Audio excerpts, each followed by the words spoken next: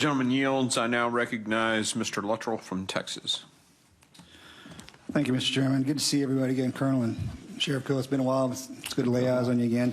Yesterday, we had the opportunity with DPS to travel around the on the river, and we saw where the cartels, and on the other side, it was beautiful, beautiful homes, just extravagant. But the cartel have come in and taken all that over and run away all the industry and businesses and families that were there. So now it's nothing like it used to be. My question is, Sheriff, with the push across the border into your county and surrounding counties, how many people are leaving?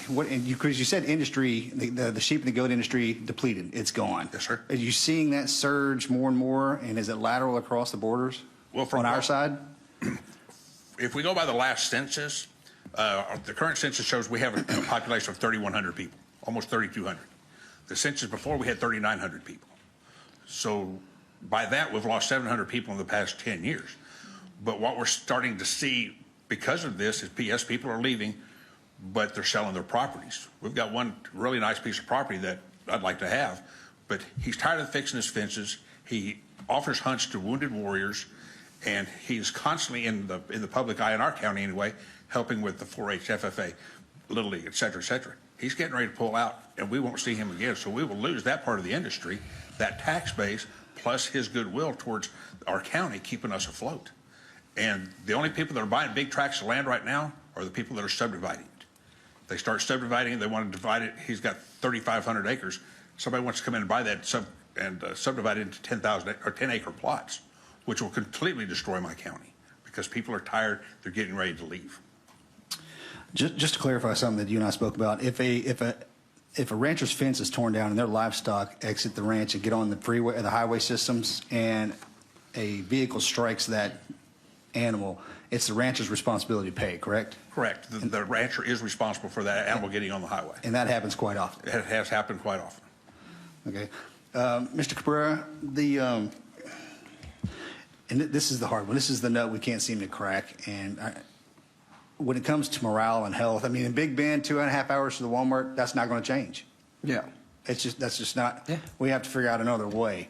How can we help enhance the want and desire to become an agent, but serve in these challenging areas?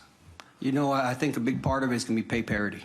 You know, if somebody can leave to a different organization and get closer to home, I mean, it's just common sense that, you know, they're going to go home, and what the old saying is, happy wife, happy life.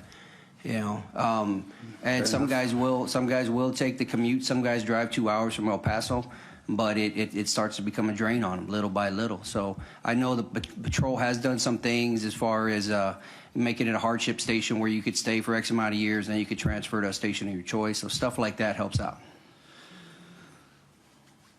This may be a little technical, but with just the advancements of technology in the areas that we are short on officers, would it make more sense if we surge technology into places that maybe necessarily people don't want to operate and have that assist a smaller number in order to enhance numbers somewhere else?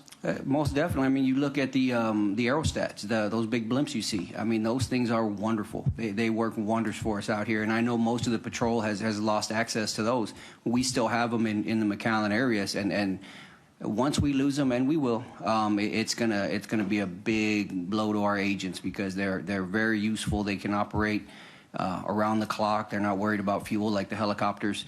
If you could get those in other places, that would greatly help. I think we might work on that. I yield back, sir.